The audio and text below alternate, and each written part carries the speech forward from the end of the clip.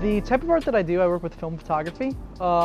It's obviously a lot different from what my dad does, considering he works with a lot of like traditional art mediums, paint, anything that would be like painted on a wall. You know, that's the kind of thing he does. My dad has affected my own art style by really inspiring me to change and go a different direction than he did. Him being a traditional artist the way that he is made it really difficult for me to pursue art in the same way. I mean, as a kid, you know, you want to look up to that. You want to be at that skill level immediately, especially me. I'm not as patient. And so that was just a lot to compare myself to. It made it very difficult for me to kind of have the patience that I needed to pursue a more traditional, basic art approach. And because of that, I kind of decided, well, I need to make myself stand out. I need to do something different. And that's what kind of made me pursue, you know, photography, something off that line. I did do art with my dad. I still do art with my dad a little bit. Whenever he's working for companies and stuff, I go out and I do all the film work for him. So that's always really interesting. We're always together until like 4 or 5 in the morning, you know, just working, talking. I think it's important that young artists have a role model that is an artist, because I feel like it's hard to find. I feel like there's some sort of stigma around art still, that like it's not a career path. It's not going to take you anywhere, and a lot of people don't understand the pressure that can put on somebody. You know, to look down on somebody just because they're doing what they want to do, it's almost pathetic and unfair. So to have a role model who is an artist, to find that person, is so inspiring. To be able to, you know, you have nowhere else to look, sort of thing. You have nowhere else to look, and to be able to finally find this one beacon of hope in otherwise what would be darkness is really valuable.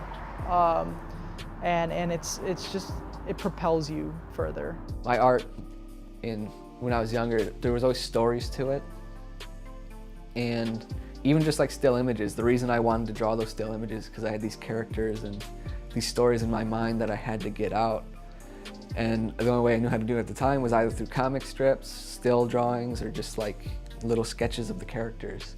In my senior year of high school, I fell in love with live action filmmaking in a way that really, it didn't like change my art, it elevated my art, because what I wanted to do is I wanted to take the characters I'd been drawing, the aliens, the robots, the weird creatures, the monsters, little fishmen, and I wanted to make them real and make them move and interact with the world around them. I consider Hallauer a role model because he's one of the few people I know in real life that was able to find a way to live through his art and not just do it as a hobby. I remember being in middle school, Chase would talk about his dad, and I'd get a little jealous because, you know, that's something that I wanted at the time and still do. And so it'd be like, oh man, he's got a cool dad. Like, I wish I had that role model in my life for as far as art goes.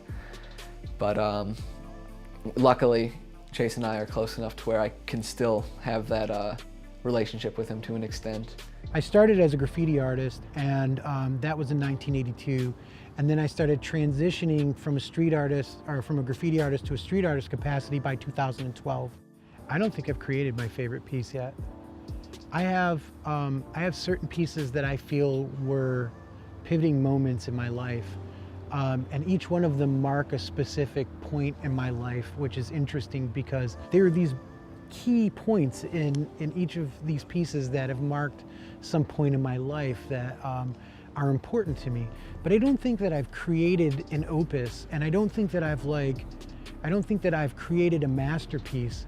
I've often been asked, you know, have I created something that I feel is my favorite pivoting masterpiece thing? And I always say the only thing that I've ever created that I feel was perfect were my children. Thinking about being an influence to a younger generation artist has always kind of played on my mind a little bit.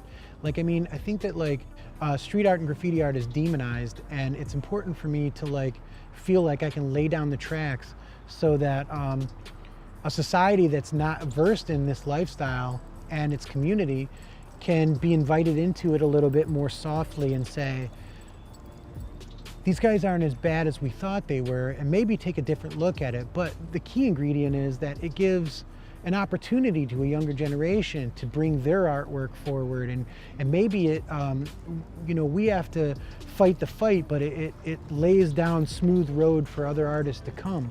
If there was anything else I'd want to add, I would say I feel extremely humble and thankful that anybody even cares about what I do.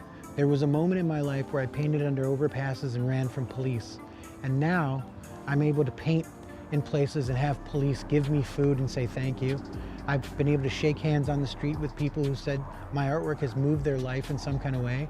And it makes me feel like I've done something with my life in a positive way. If I were to die tomorrow, I would at least feel like I was relevant.